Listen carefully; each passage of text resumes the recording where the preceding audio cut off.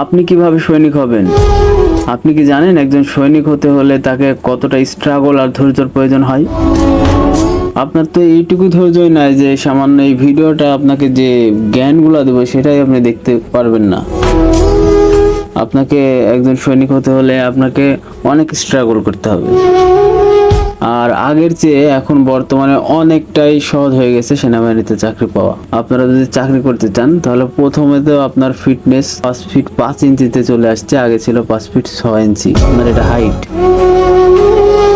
আর আরেকটা বিষয় মাথা রাখবেন, সব সময় মানে মাঠে যখন দাঁড়াইতে যাবেন, মাঠে দাঁড়াতে যাওয়ার সময় নিজেকে এমনভাবে শক্তিশালী মনে করবেন যে সেখানে গেলে তাদের প্রশ্ন এবং তারা যখন আপনার পরীক্ষা করবে আপনাকে, তখন আপনাকে ফিট থাকতে হবে।